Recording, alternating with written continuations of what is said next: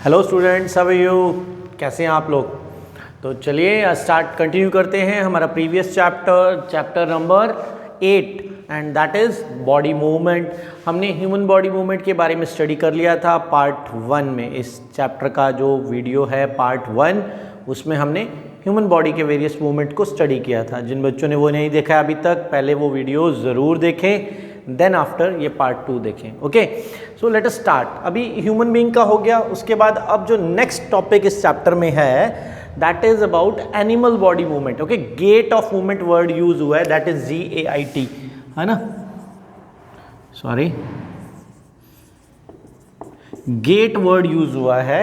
Gate means various जो body के जो ऑर्गन्स हैं या जो बॉडी के जो वेरियस लिम्स हैं उनके मूवमेंट को गेट बोल देते हैं, ठीक है, when we are talking about animals. ठीक है, so let us start. First of all आपकी बुक में जो टॉपिक है in animal body movement that is earthworm. Earthworm जो है वो कैसे मूव करता है, सॉरी, सो देखिए, अर्थवॉर्म की जो बॉडी होती है ना, वो कुछ यूं रिंग्स से मिलके बनी होती है, ठीक है, कुछ एक रिंग्स होते हैं उसकी बॉडी, कुछ नहीं, बहुत सारी ऐसे रिंग्स से मिलके बनी होती हैं। और इन रिंग्स की जो बाहर जो एक्सटर्नल जो लेयर होती है उन पे कुछ छोटे छोटे ब्रिसल्स होते हैं। क्या होते हैं? ब्रिसल्स। हेयर लाइक स्ट्रक्चर होते हैं। आउटग्रोथ्स मीन्स बॉडी से बाहर की साइड में ये बने होते हैं, ठीक है। कुछ हेयर लाइक स्ट्रक्चर होते हैं जो बॉडी से जो इसकी जो एक्सटर्नल स्किन है उस पर लगे होते हैं, इनको ब्रिसल्स कहते हैं। क्या कहते हैं? ब्रिसल्स। अब देखिए ये मूवमेंट कैसे करता है। जो ये ब्रिसल्स की हेल्प से ये क्या करता है, दो पार्ट में मूव करता है। पहले हाफ पार्ट को फिक्स करता है एंड हाफ पार्ट को मूव करता है। लेट्स से कि ये जो अर्थवॉर्म है ये इस डायरेक्शन में मूव कर रहा है, तो ये मूव कैसे करेगा? फर्स्ट ऑफ ऑल ये हाफ पार्ट को फिक्स कर लेगा with the help of bristles, ठीक है। एंड जो रिमेनिंग हाफ पार्ट है वो जो है कुछ ऐसे है, ठीक है। अब लेट्स से कि अगर ये हाफ पार्ट जो है वो फिक्स कर लिया इन्होंने, ठीक है, with the help of its bristle. Bristle क्या करेंगे? सॉइल के ऊपर ग्रिप बना लेंगे, वहां रुक जाएंगे। ये हाफ पार्ट फिक्स हो गया और ये जो हाफ पार्ट है ये आगे की साइड में मूव कर जाएगा। देन नेक्स्ट स्टेप में क्या करेगा? ये वाला जो हाफ पार्ट है यहाँ पे इसके ब्रिसल्स जो है यहाँ सॉइल पे ग्रिप बना लेंगे और आगे का जो हाफ पार्ट है वो मूव कर जाएगा, ठीक है। ये मैंने दूसरा डायग्राम बनाना पड़ता है इसीलिए इसमें आगे ऐड कर दिया, नहीं तो आप दो डायग्राम से भी इसको समझ सकते हो। हाफ पार्ट को रोका, हाफ को आगे एक्सपेंड कर दिया, फिर जो एक्सपेंड हुआ पार्ट था उसको रोक लिया और दूसरे पार्ट को फिर आगे ले गया, इसको श्रिंक किया तो ये अपने आप आगे चला जाएगा, ठीक है। तो हाफ हाफ करके जो अर्थवॉर्म होता है वो आगे की साइड में मूव करता है। इन दिस वे अर्थवॉर्म जो है वो मूव करता है एक जगह से दूसरी जगह में। और देखिए अर्थवॉर्म के बारे में और भी क्या खास बातें हैं। अर्थवॉर्म जो है वो अपनी बॉडी से कंटिन्यूटी कुछ एक लिक्विड जो है वो रिलीज करता रहता है। उससे क्या होगा? उससे जिस सॉइल के ऊपर ये मूव कर रहा है, ठीक है, उस सॉइल में ये लुब्रिकेशन सा करता रहेगा। It helps it to move, कि उसकी वजह से इजीली उसके ऊपर मूव कर सकता है, ठीक है। ये तो हो गया अर्थवॉर्म के मूवमेंट के बारे में। सेकेंड थिंग, अर्थवॉर्म जो भी खाना खाता है तो जो रिमेनिंग जो अनडाइजेस्टेड फूड होता है उसकी बॉडी में वो भी वो एक्सक्रीट करता है। कहाँ पर? उसी सॉइल के अंदर। एंड ये जो इसका अनडाइजेस्टेड फूड होता है इस अर्थवॉर्म का, वो सॉइल की फर्टिलिटी को इंक्रीज कर देता है। क्या कर देता है? सॉइल की फर्टिलिटी को इंक्रीज कर देता है, बढ़ा देता है। फर्टिलिटी क्या होता है? फर्टिलिटी मीन्स जो सॉइल जिसमें जो सॉइल की एक हम कहेंगे एबिलिटी, कि जिससे वो ज़्यादा से ज़्यादा ग्रेन, ज़्यादा से ज़्यादा प्लांट्स को ग्रो कर सके, वो उसकी एबिलिटी होती है to grow more and more greenery और प्लांट्स, ठीक है। तो वो फर्टिलिटी मीन इसकी हिंदी में बोलते हैं उपजाऊपन, ठीक है। तो वो सॉइल की फर्टिलिटी को इम्प्रूव कर देता है। क्या चीज़ इम्प्रूव करती है? जो अर्थवॉर्म का एक्सक्रीटा होता है वो, ठीक है। तो ये था अर्थवॉर्म के बारे में। नेक्स्ट देखिए स्नेल के बारे में देखते हैं। स्नेल कैसे मूव करता है। स्नेल जो है वो आपकी बुक में बहुत थोड़ा सा ही है, उसी को बस जो उसमें मेन उसका पार्ट है उसको ध्यान रखिए कि इसकी मूवमेंट के लिए दो मेन चीज़ें हैं जो इसमें इसको हेल्प करती हैं, एक है इसका फुट और एक है इसका हेड।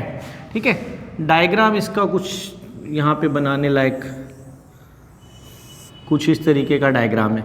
ठीक है, आई थिंक ठीक है। अब बाकी एग्जैक्ट डायग्राम यहाँ बनाना फिजिबल नहीं होता एकदम बुक जैसा 3D डायग्राम।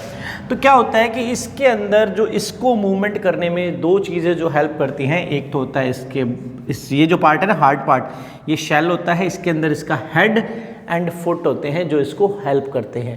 सीधी सी बात है, एक तरफ हेड निकलता है एक तरफ फुट निकलता है और वो ग्रिप बना के आधे पार्ट को रोक लेते हैं और आधे पार्ट को फिर आगे पुश कर देते हैं। So in this way snail moves. Okay, snail के बारे में मैं आपको आपकी बुक से एक लाइन है, that is this shell is called outer skeleton. ये जो स्केलेटन है इसका, ठीक है, तो स्नेल के बारे में इतना ही है आपकी बुक में, इससे ज़्यादा नहीं है। नेक्स्ट चलते हैं कॉकरोच। कॉकरोच इंपॉर्टेंट है, देखिए भी कॉकरोच कैसे मूव करता है। सबसे पहली बात, कॉकरोच के अंदर हमें जो चीज़ पता होनी चाहिए कि कॉकरोच की एक खास बात है, वो ये है कि कॉकरोच जो है वो वॉक कर सकता है। ध्यान से देखा करो भी, कॉकरोच देखते भाग जाते हो आप लोग, लेकिन कभी कभी देख भी लिया करो, कॉकरोच वॉक कर सकता है, मीन्स ज़मीन पे वॉक कर रहा है। क्लाइंबिंग भी कर सकता है, वॉल के ऊपर भी चढ़ जाता है, ये scene. And third, it can fly also, ये उड़ भी सकता है। तो कॉकरोच ये तीनों काम कर रहा है, देखो कितना मेहनती बंदा है। ठीक है, तो cockroach can walk, can climb and can fly. अब ये इतने सारे काम करने हैं तो इतने सारी इसकी बॉडी में स्ट्रक्चर भी होंगे। तो स्ट्रक्चर जो खास इसकी बॉडी में स्ट्रक्चर हैं, it has 3 pair of legs. कितने पेयर ऑफ लेग्स है? 3 pair of legs, means total 6 legs हैं। कुछ क्लाइंबिंग के लिए होंगी तो कुछ चलने के लिए होंगी। एंड उसके अलावा उड़ने के लिए इसमें 2 पेयर ऑफ विंग्स भी होते हैं जो इसकी ब्रेस्ट के साथ, जैसे हमारी ये ब्रेस्ट है ना, चेस्ट, ठीक है, तो यहाँ पर अटैच होते हैं 2 पेयर ऑफ विंग्स। ठीक है, वो इसको उड़ने में हेल्प करते हैं। This is about cockroach. Cockroach में इसका आउटर बॉडी पे एक स्केलेटन भी होता है जो हार्ड होता है, इसको हेल्प करता है। उसी स्केलेटन से जो ये पेयर ऑफ लेग्स हैं ये भी अटैच रहते हैं। ठीक है, so this is about cockroach. Next part पे मूव करते हैं, birds. Birds are most important. Bird को अच्छे से रीड कीजिएगा, इंटरनल काफ़ी बनते हैं भी बर्ड्स में, कॉकरोच में और फिश वगैरह में, है ना, इन तीनों में। बर्ड्स में सबसे खास बात है कि बर्ड्स की जो स्केलेटन की जो बोन्स होती हैं वो होलो होती हैं। होलो होने से क्या फ़ायदा होगा? देखिए, अगर ये पेन है, इस पेन के अंदर से पार्ट होलो होता है, ठीक है ना, मार्कर का या किसी भी पेन का जिसमें रिफिल होता है इसके अंदर, तो अगर इसको हम सॉइल से फिल कर दें, इसको अंदर से सॉलिड बना दें, तो इसका वेट इंक्रीज हो जाएगा। बट अगर ये अंदर से होलो है तो ये लाइट है। ऑन द सेम वे जो बर्ड्स होते हैं उनकी बोन्स इंटरनली होलो होती हैं, उस वजह से उनकी बॉडी बहुत ही लाइट रहती है and it is helpful to fly, क्योंकि जितना कम वेट होगा उतना उड़ने में ईज होगा ना, तो इसलिए। और प्लस उनका कुछ बॉडी डिज़ाइन भी ऐसा होता है कि ज़्यादा से ज़्यादा एयर अंदर फिल हो जाती है तो और ज़्यादा लाइट हो जाते हैं। ठीक है, एंड उसके अलावा देखिए आपकी बुक में भी एक चीज़ दिखाई हुई है, hind limbs and four limbs. Hind limbs बोलते हैं जो बर्ड्स के जो पैर होते हैं ना, वो उनके हिंड लिम्स हैं। एंड फोर लिम्स जो हैं, जैसे हमारे जो हाथ हैं ये हमारे फोर लिम्स हैं, हमारी ये पूरी कंप्लीट आर्म्स जो हैं ये हमारी फोर लिम्स हैं। ठीक है, तो जो ये माना जाता है, जब आप सीनियर क्लासेस में आएंगे वहाँ पे एक टॉपिक आता है एवोल्यूशन, कि जो पुराने टाइम में डायनासोर्स थे या कुछ ऐसे बर्ड्स थे, उनके फोर लिम्स जो थे पहले उनमें पंख नहीं होते थे, फेदर्स नहीं होते थे, बट जो उनके फोर लिम्स थे, ये जो फोर लिम्स थे ये धीरे धीरे डेवलप हो गए, फीदर्स के अंदर, विंग्स के अंदर डेवलप हुए। ठीक है, तो उनके जो फोर लिम्स हैं वो विंग्स में मॉडिफाई हो गए एंड दे हेल्प उन विंग्स किस लिए हेल्प करते हैं? विंग्स उनको उड़ने में हेल्प कर रहे हैं, नंबर 1। एंड सेकंड, उनको उनकी बॉडी को रैश वेदर कंडीशन से भी बचाते हैं कि जैसे लेट्स से कि बहुत ही ज़्यादा कोल्ड है तो वो अपने विंग्स से बॉडी को कवर कर लेते हैं तो ठंड नहीं लगेगी। रेन हो रही है तब भी वो विंग्स से कवर कर लेते हैं बॉडी को, ठीक है। और जो हिंड लिम्स हैं वो उनको वॉकिंग में हेल्प कर रहे हैं। हिंड लिम्स किस में हेल्प कर रहे हैं?